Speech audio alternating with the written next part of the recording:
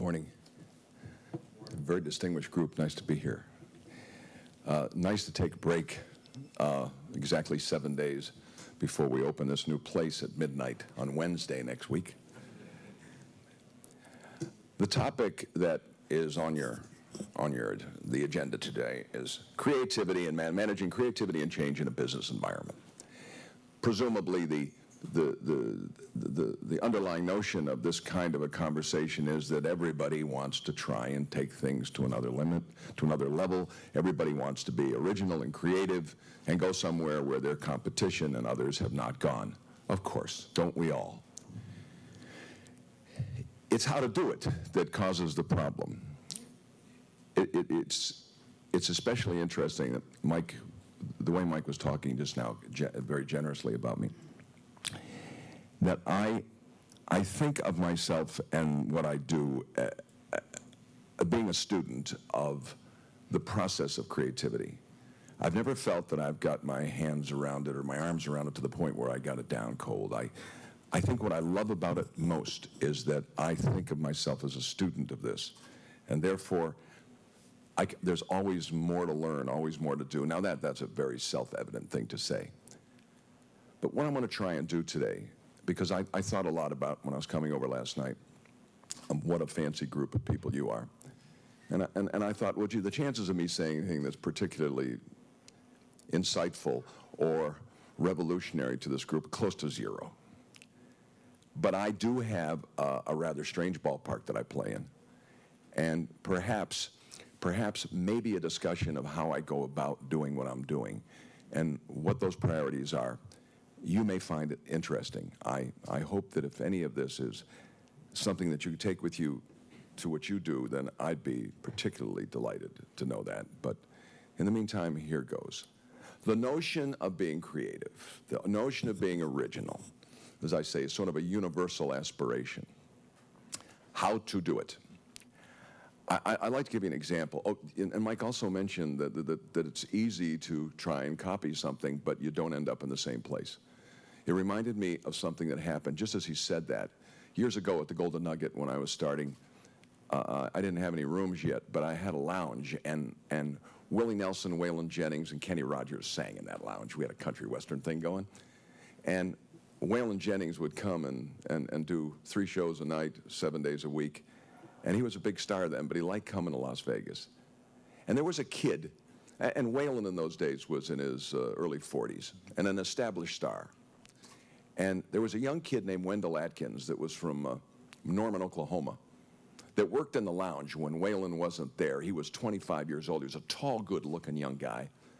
But he dressed and sang exactly like Waylon Jennings. He had copied every song. He had managed to mimic the timbre and the rhythm of his voice, and he sang Waylon Jennings music. And he was the nicest kid you could ever imagine, and like most copies, he got paid scale. And I didn't have him ever work there when Waylon was there. It was too obvious, but he was good for afternoon music kind of thing, but a good kid. Wendell Atkins was his name. And every night when Waylon would sing, I would go into the back of the theater, the stage, and I'd meet him right at the end of his first show, and we would go down to the restaurant we had there and eat these barbecued ribs. It was long before we knew that we shouldn't do things like that. So I went backstage when Waylon Jennings was doing next to the last number, and I came through the back door, and there, leaning against the wall with his foot against the wall, is Wendell Atkins. I said, "Hello, Wendell, how are you?" He said, "Oh, Mr. Wynn, it's okay that I'm back here, isn't it?" I said, "Sure." I said, "There's your man." He said, "Oh my God, is he the most fabulous thing you've ever seen?" Voice was filled with admiration and awe. I said, and the way he said it made me say to him, "Wendell, have you ever seen Waylon Jennings in person before?" "No, Mr. Wynn, this is the first time I've ever done that." I said, "Wow, stay right where you..." He said, "Okay, I'm back here." I said, "Oh, sure." I told him about you. I said, "Stay right here. It'll be off in a minute. I'll introduce you." He said, "Oh, my God, that'll be great." So Jennings sings, "Mamas don't let your babies grow up to be cowboys," and comes off stage. Says to me, "Hello, Hoss, how are you?" I said, "Hi, Wendell." Waylon, and I said, "Say hello to Wendell Atkins. This is the kid I was telling you about." Now, Waylon Jennings was this big. Wendell Atkins was this big. He says, "Well, hi." He says, "You're the guy Steve told me about. You're too good looking and too big. My goodness." He said, boy, this is a big honor, Mr. Jennings. He's shifting from one foot to the other. This is a big honor. He said, well, come on, son, walk with us. So we're going down the casino. Waylon Jennings was next to me, and Wendell Atkins was on his right. And we're walking down by the blackjack tables, and the kid says, oh, Mr. Jennings, I sure hope, this is a big thrill for me, and I hope you don't mind that I do your music. He says, listen, call me Waylon. He says, you know, all my life I've been growing up, and all I ever cared about was doing what you do, and it's why I like singing. And Waylon Jennings stopped for a minute, and he said, you know, you look like a really nice kid. And do I mind you singing my music? Oh, boy, hell no. For an old singer like me and shit kicker, he says, having a guy like you sing his music is the ultimate compliment. Why, guys like me dream about people doing impersonations of them and get to that point in your career.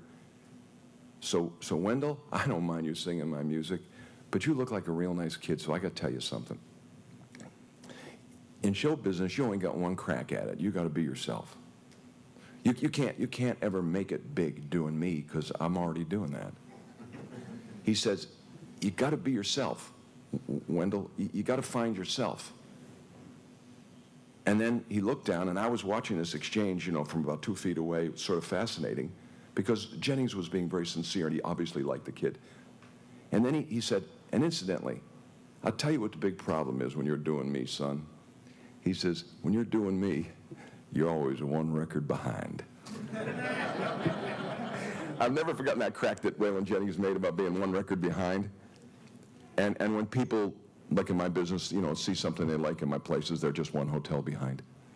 And I love that position the most, because I've never given myself more than a C+ in any job I've ever done. And to me, the